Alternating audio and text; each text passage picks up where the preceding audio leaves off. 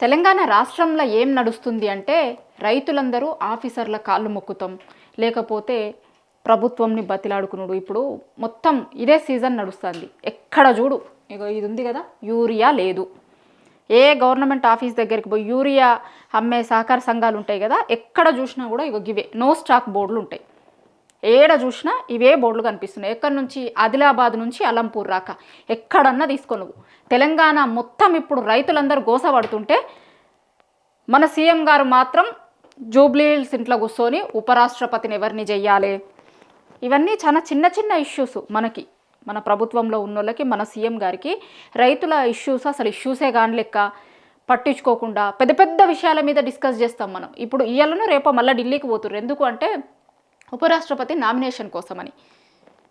చిన్న చిన్న యూరియా ఏమున్నది గింతంతా, లేకపోతే నిన్న ఏదో మాట్లాడిండు ఆర్టిఫిషియల్ క్రైసిసా ఏదో అన్నాడు, అందరు చూసే ఉంటారు. ఏదో పదం వాడిండు ఆయన, చాలా చిత్రంగా ఉంది ఆ పదం, అర్థం కాలేదు నాకు చాలాసేపటి వరకు. కానీ అసలు యూరియా మొత్తం ఉన్నట్టు, ఏదో ఉన్నదాన్ని లేనట్టు చిత్రీకరించే ప్రయత్నం జరుగుతున్నట్టు చెప్తుండు. ఒక్కసారి ఆదిలాబాద్ నుంచి ఇక్కడ రాక అలంపూర్ రాక, పోని వాళ్ళ జిల్లానే, వాళ్ళ ఊరే, లేకపోతే అయిన నియోజకవర్గమే పోతే తెలుస్తుంది యూరియా కష్టాలు ఉన్నాయా లేవా, నిజంగా రైతులు ఇబ్బంది పడుతున్నారా లేదా. ఒక్కసారి లోకల్ బాడీ ఎన్నికలకు పెట్టలేరు, ఇప్పుడు తెలుస్తుంది మీకు నిజంగా యూరియా కొరత ఉందా లేదా. తెలుసుకోవాలనుకుంటే లోకల్ బాడీ ఎన్నికలు పెట్టురు, తెలిసిపోతుంది కదా మీకు.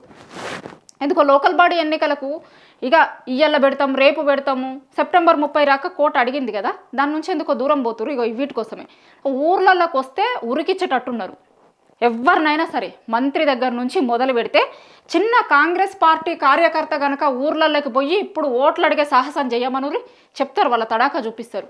ఎందుకంటే రైతులు అంతా విసిగిపోయి ఉన్నారు. ఏమడుగుతారు వాళ్ళు?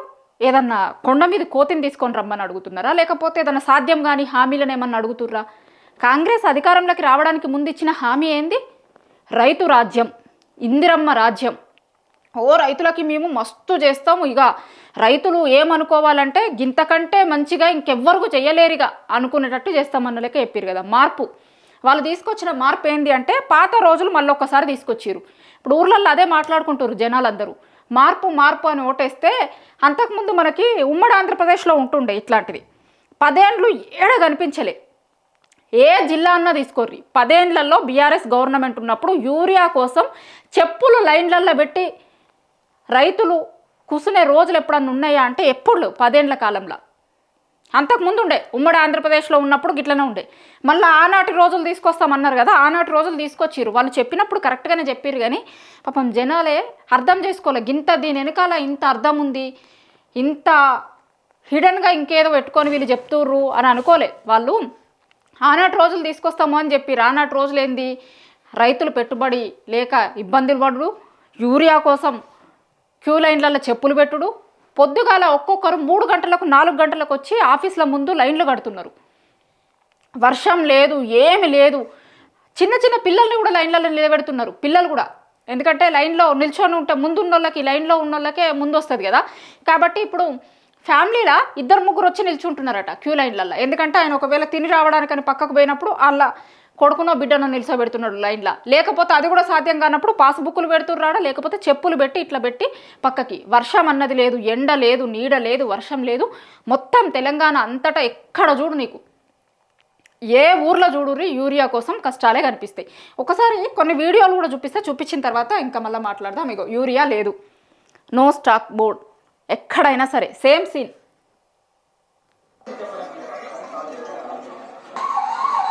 నువ్వు చూడుర్రి క్యూ లైన్ చూస్తుర్రా.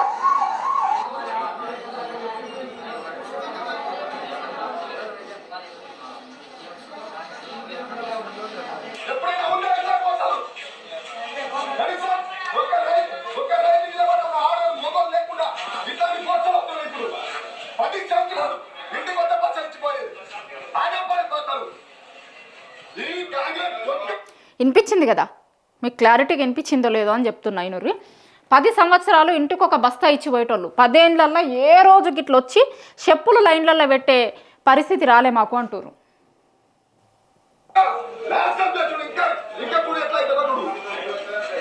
దొంగ కాంగ్రెస్ మోటార్ చూడు ఈ బాధల మాకు పొద్దుగా ఒక ఇక్కడ ఆధార్ కార్డు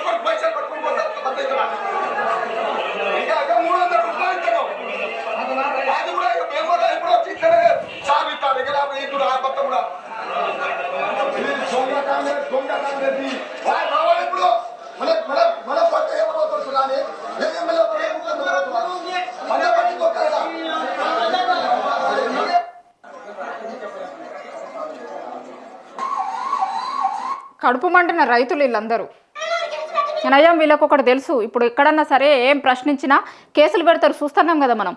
ఇంకా నయం యూరియా కోసం మాట్లాడుతున్న వాళ్ళ మీద కేసులు పెడతలేరు, రేపు పొద్దున అది కూడా చూడాల్సి వస్తుందేమో.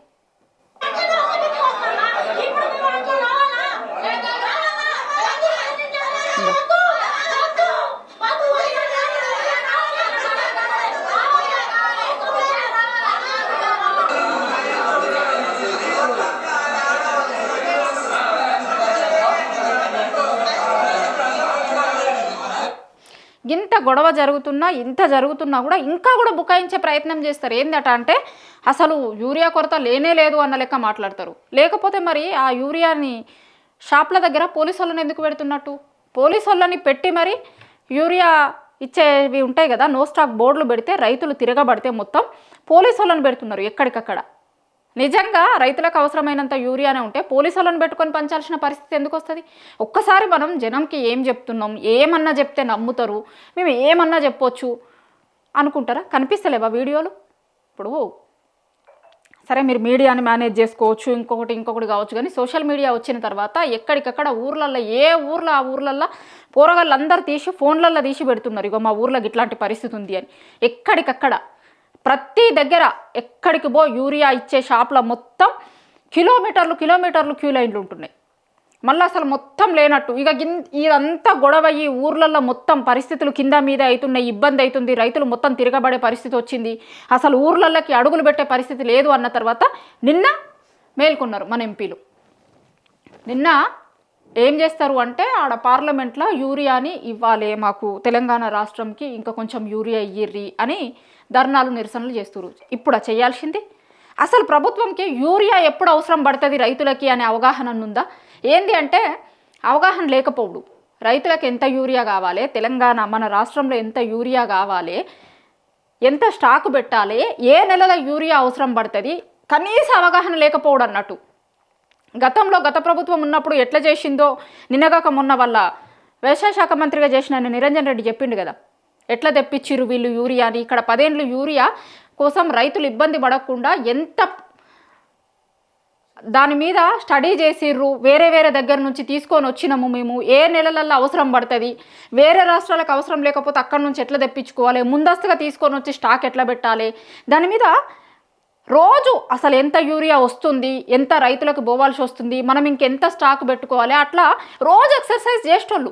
ఎందుకంటే రైతుల మీద, రైతుల కోసం, రైతులు ఇబ్బంది పడొద్దు అని రైతుల మీద ప్రేమ ఉండాలి, ప్రజల మీద, ఫస్ట్ ఆ రాష్ట్ర ప్రజల మీద, పాలించేటోళ్ళకి, పరిపాలించేటైనకి వాళ్ళ మీద ప్రేమ ఉండాలి, ఆ రాష్ట్రం మీద ప్రేమ ఉండాలి, ఆ రాష్ట్ర ప్రజల మీద ప్రేమ ఉండాలి. ఉన్నప్పుడు ఇవన్నీ సాధ్యమవుతాయి.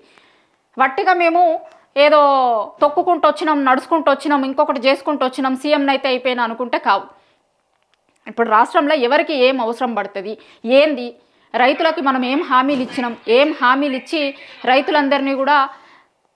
రైతులకు అందరికీ చెప్పి మనం ఓట్లు వేయించుకున్నాం, ఇప్పుడు రైతులు ఇబ్బంది పడుతున్నారు, ఏంది పరిస్థితి, ఏం కావాలి, ఏ జిల్లాలో ఎంత స్టాక్ ఉంది, కనీసం ప్రభుత్వం దగ్గర ఇప్పుడు నాకు తెలిసి ఇది కూడా ఉండకపోవచ్చు. ఇప్పుడు ఎక్కడెక్కడ ఎంత యూరియా నిల్వలు ఉన్నాయి, ఇంకెంత కావాలి, ఇంకెంత తెప్పించుకోవాలి, ఎట్లా చేయాలి దీనికోసం అనేది నాకు తెలిసి ఇప్పటి వరకు కరెక్ట్ క్లారిటీగా వాళ్ళ దగ్గర ఒక ఇన్ఫర్మేషన్ కూడా ఉన్నట్టు అనిపిస్తలేదు. ఎందుకంటే ఒక్కొక్కరు ఒక్కొక్క మాట మాట్లాడతారు. మన సీఎం గారు ఓ మాట మాట్లాడతారు, వ్యవసాయ శాఖ మంత్రి గారు ఓ మాట మాట్లాడతారు, డిప్యూటీ సీఎం గారు ఓ మాట మాట్లాడతారు, వాళ్ళ పార్టీలో ఉన్న ఇంకొక మాట మాట్లాడతారు. ఇప్పుడు రైతులు ఆడ యూరియా కోసం నిల్చున్న ఫోటోలు, వీడియోలు వస్తున్నాయి కాబట్టి, చూస్తున్నారు కాబట్టి ఇదన్నా మాట్లాడుతున్నారు. లేకపోతే కనుక వాళ్ళు అసలు అందరు రైతులే కాదు, వేరే పార్టీ వాళ్ళని తీసుకొని వచ్చి లైన్లలో నిలిచోబెడుతుర్రు, వాళ్ళు గొడవ చేస్తుర్రు, ఇక ఇట్లాంటి మాటలు కూడా వినాల్సి వస్తుంది. రేపు పొద్దున చూడురు మీరు, ఒకవేళ ఇంకెక్కువ గొడవ కనుక కావాలి, ఏదేదో కావాలి, కానీ ఇది కూడా అంటారు అసలు వాళ్ళు రైతులే కాదు, వేరే పార్టీ కార్యకర్తలు, లేకపోతే ప్రభుత్వాన్ని బద్నాం చేయాలని చూస్తుర్రు, ఇది చేస్తుర్రు, అది చేస్తుర్రు. ఊర్లలోకి పోతే తెలుస్తుంది వాళ్ళు రైతులా కాదా. ఒకసారి మీరు లోకల్ బాడీ ఎన్నికలకు పోలేరు, సెప్టెంబర్ 30 వరకు లోకల్ బాడీ ఎన్నికలు పెట్టాలని చెప్పింది కదా కోర్టు. దానికి ఎట్లా భయపడుతున్నారు చూస్తున్నాం కదా మనం. కాదు ఇంకా కొంచెం సేపు టైం అడుగుతాం మేము, రిజర్వేషన్లది అయితే లేదు కాబట్టి రిజర్వేషన్లు కాకముందు పోతలేమంటారు, కానీ అసలు రీజన్ అది కాదు. ఇవి ఊర్లలోకి పోతే ఎన్నికల కోసమని ఊర్లలోకి అడుగు పెడితే కనుక ఇప్పుడు ఎట్లా చెప్పాలో అట్లా చెప్తాం మేము, ముద్ది ఎన్నికల కోసమని రానియ్యరు ఒకసారి ఊర్ల దగ్గరికి అన్న లెక్క. అందరూ రైతులందరూ ఎంత కోపంగా ఉన్నారంటే అంత కోపంగా ఉన్నారు. ఇప్పుడు పెట్టుబడి సాయం ఇస్తాము అంటిరి, అదేం చేసిర్రు అందరికీ తెలుసు. రుణమాఫీ అంటిరి, అది కాకపాయ్. బోనస్ అంటే నీ బోనస్ కథ ఏందో తెలుసు. కనీసం యూరియా కోసం 2 బస్తాల యూరియా కోసం 2 రోజులు 3 రోజులు ఒక్కొక్కరు 20 రోజుల నుంచి తిరుగుతుర్రట. ఇప్పుడు బయటలలో చాలా బయటలు మేము పబ్లిక్ బయటలకు పంపించినప్పుడు ఉన్నాయి. 20 రోజుల నుంచి 2 రోజుల నుంచి క్యూ లైన్లో నిల్చున్న వాళ్ళు ఉన్నారు. అసలు లేదు, స్టాక్ లేదు, ఎక్కడ కనీసం అవగాహన లేదు ప్రభుత్వానికి. ఎంత కావాలి, ఏం చెయ్యాలి, ఎట్లా తెచ్చిపెట్టుకోవాలి, ఎంత ఇవ్వాలి, ఏం లేదు, ఏం అవగాహన లేదు. కానీ ఖాళీ అక్కడ ఆ కేంద్రాల దగ్గర పోలీసు వాళ్ళని పెట్టుకొని నడిపించుడు అయితే తెలుస్తుంది అంతే. మొత్తం ఆడ ఎక్కడ కేంద్రాల దగ్గర మొత్తం పోలీసు వాళ్ళని పెట్టాలి. నిజంగానే యూరియా ఉంటే ఇట్లాంటి పరిస్థితి ఎందుకు వస్తుంది? వేరేటోళ్ళకి సమాధానం చెప్పకూరి, కనీసం మీకు మీరు సమాధానం చెప్పుకోర్రి. మీ పార్టీ నాయకుల్ని కార్యకర్తలను అడుగుర్రి, మీ ఊర్లల్లో రిపోర్ట్లు తెప్పించుకోర్రి. అసలు ఏంది, ఎట్లున్నారు, రైతులు ఏం మాట్లాడుతున్నారు, వేరేటోళ్ళ దగ్గర రాక అవసరం లేదు. మీ పార్టీ నాయకులు మీ కార్యకర్తలను అడుగుర్రి, ఎట్లా చెప్తారో. ఇది కాంగ్రెస్ పార్టీ తీసుకొచ్చిన రైతు రాజ్యం, ఇందిరమ్మ రాజ్యంలో ఇంత గొప్పగా ఉన్నారు రైతులందరూ కూడా. యూరియా కోసం, ఒక్క బస్తా యూరియా కోసం ఒక రోజంతా చెప్పులు అరిగేటట్టు ఆఫీసుల చుట్టూ తిరుగుడు, చెప్పులు క్యూ లైన్లలో పెట్టి యూరియాల కోసం ఎదురు చూసుడు. ఇది రైతులకి తీసుకొచ్చిన గౌరవం కాంగ్రెస్ ప్రభుత్వం. ఇది రైతు రాజ్యం. ఇందిరమ్మ రాజ్యంలో రైతులు ఒక బస్తా యూరియా కోసం చెప్పులు అరిగేటట్టు తిరుగుతున్నారు. ఇది తెలంగాణలో ఉన్న రైతుల పరిస్థితి.